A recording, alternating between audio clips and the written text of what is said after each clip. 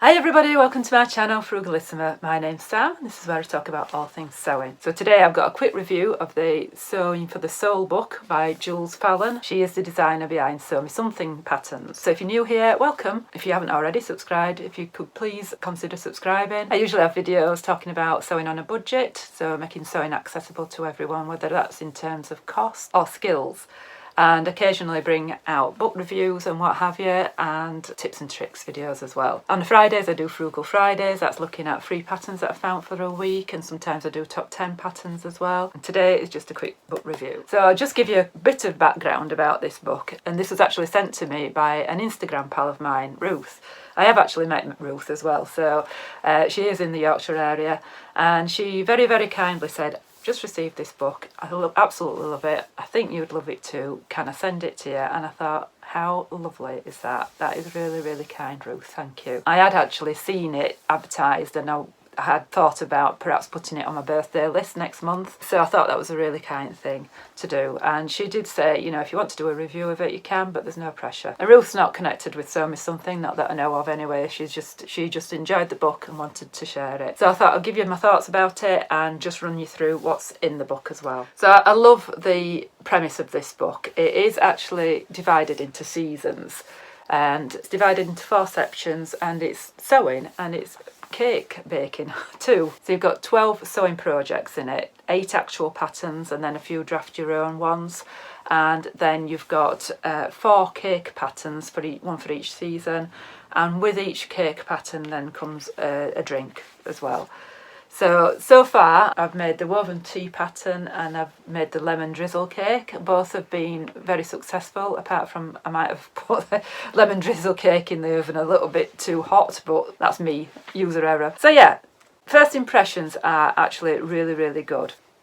I'll tell you what we've got in it. You've got 8 actual patterns in it. So you've got the shirt dress, some palazzo trousers, cami and shorts. The cami and shorts are 2 patterns, shirt, which is a separate one to that one, and t-shirt, and then you've got a coat and some trousers as well, and the trousers can be worn as pyjama bottoms, I suppose. In addition, you've got 2 draft your own patterns, a couple of upcycle projects, and a Christmas stocking and an embroidery project.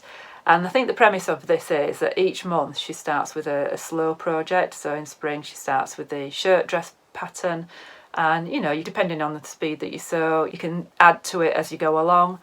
Lots of top stitching in it, so she's not shied away from difficult patterns. I'm not saying that they're all like that, but they are certainly accessible. So yeah, I love the premise of this, how she's gone down the line of sewing relieves stress and improves mood, and obviously baking cakes does as well. You've got your smaller projects and then you've got your more complicated projects each season, and then you've got an upcycle project as well, and then a cake recipe. So for example, we start with spring with a shirt dress, and you can see it's, you know, it's a collar, you've got your buttons, your buttonholes, you've got the belt loops, you've got the option of putting pockets at the back as well. It is a slow project to savour, that's what she's going down the route of.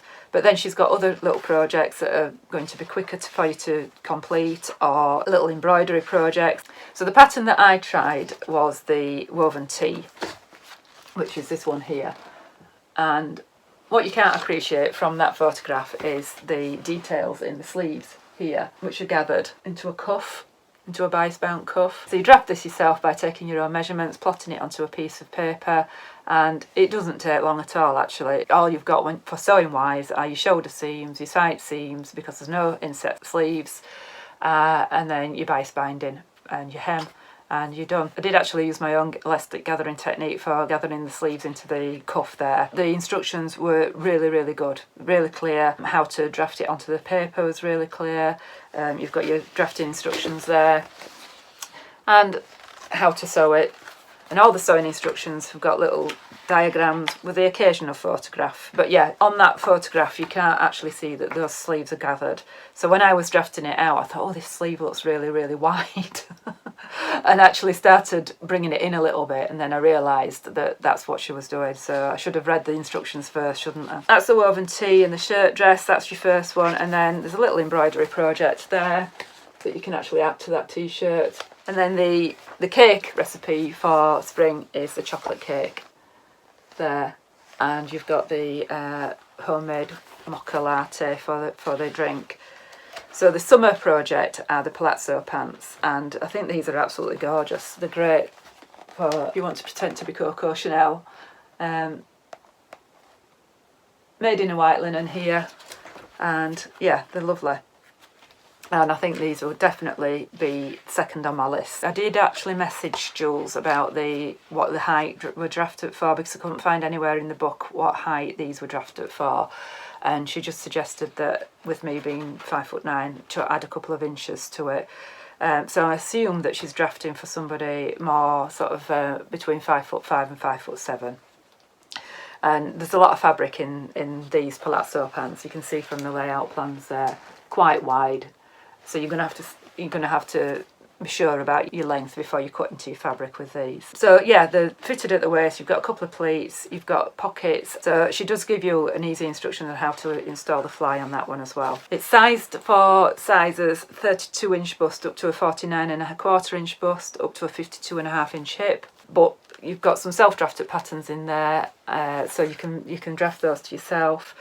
And there's lots of ease in most of the patterns. And then another self-drafted one with a shirt top. And so if you're fancying giving shearing a go, that's a good one, because she gives you some step-by-step instructions of how to do shearing, how to measure yourself and what have you. And then the second one is the cami shorts and top. And that is all cut on the bias. And she's actually encouraging you for that one to use recycled materials. I think she's used an old duvet cover or something like that for that one. And then for the summer cake is the lemon drizzle. So that is absolutely delicious. I can really guarantee that one. The drink that goes with that one is the elderflower cordial, and I was making this sort of too late for elderflowers. We've got actual berries on ours now, so won't be making that. The oversized shirt is really nice. It does remind me a little bit of the Ilford jacket. So if you've got the Ilford jacket, it's very similar. And I think she's missed a bit of an opportunity there, because I think the Ilford jacket was hailed as having lots of options with the pockets. And I think if she'd have just gone one step further and sort of said, well, there's different things that you can do with this, like just add in a cuff pattern perhaps. She's done the little tie backs on the sleeves here. I mean, I'm not saying it's not exactly the same pattern. There is a yoke on it. Got these little tabs at the sleeves here. So yeah, it'd be nice as an overshirt, or just you could wear it in a thicker fabric as a jacket as well. And she does actually demonstrate the burrito method in this quite well as well. And then next up is the classic t-shirt, which is just like a long sleeve t-shirt there. And again, I think she's just missed a little bit of an opportunity there, where she could just give you some different alternative options. I can see that you can do it as a short sleeved or make it into a dress, but not everybody can actually see that.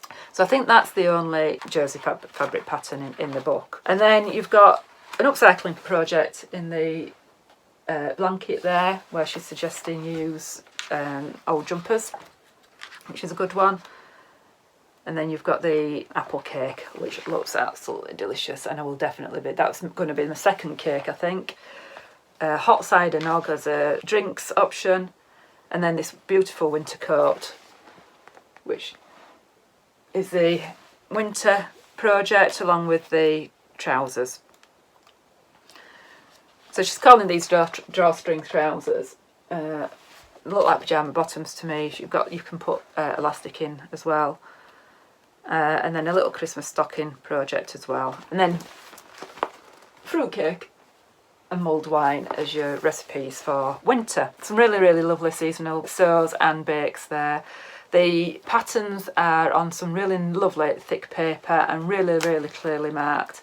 I haven't actually used the patterns yet. I've only done that self-drafted one. But you can see there, for the drawstring trousers, all the pattern pieces are in orange. And then for the winter coat, all the pattern pieces are in red. I've had patterns where they've not corresponded with the colours. So really clearly marked at the top of each pattern piece, both sides, so you know what's on what, and you can see the thickness of the paper there. You will need to trace them off because they are nested. You can see there they're nested between each other.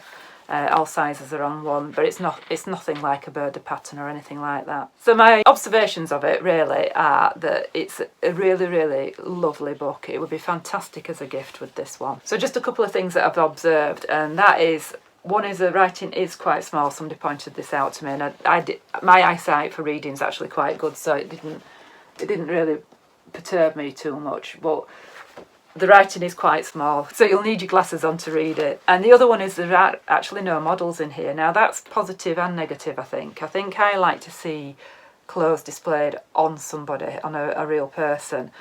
And I think some of the photographs are missing some of the details, like on this one. You know, some people like that and others don't. All the pattern instructions are illustrated with the odd photograph in there, so it's nice and clear what's going on. Sometimes with photographs you can't always see what's going on. And yeah, I do like a pattern book with a spiral binding like this. This hasn't got, so I do use my cookbook stand. That's a top tip for you. But these pages do actually flop open quite easily, so it's not too bad. Oh, and one final point about it. All the seam allowances are clearly marked on the beginning of every pattern, which, if you remember me doing the name to building the pattern book, it drives me crazy having to find where the seam allowances are. It's on some obscure page, it's at the beginning of the book somewhere. So that is a real plus on this book. Yeah, it just possibly needs a bit more styling options, of, you know, a few more suggestions for hacks. Not everybody's got that imagination to come up with hacks for things. So yeah, overall I think this is a fantastic book, fantastic gift idea, and thank you so much, Ruth, for sending it to me. It is truly appreciated. I will put an Amazon link below if anybody wants to go and buy it. It won't cost you any more, but I just get a small commission. But I would advise, if you can buy it locally, buy it locally. I think you can probably get it from the Sew Me Something website as well. So if you can do that, I would encourage you to do that before going to Amazon. So some lovely patterns, lovely comfortable patterns with a different approach to sewing, I think, you know, taking sewing seasonally. I've seen lots of sort of like the Sew Over It ebooks, for example, doing capsule wardrobes. But this is like sewing seasonally, sewing slowly, just sewing for the soul, as it says. You know, some nice patterns that take a little bit of patience and time to consider, and then some quicker projects as well. So really good mixture of patterns, and I think they would all actually go together in a capsule wardrobe. You could actually do this as a capsule wardrobe. So yeah, really enjoyed it. So that's it from me. Thank you so much for watching. If you would like to subscribe to my channel, click the link below, and I will leave all the details in the description box below. Speak to you later. Bye.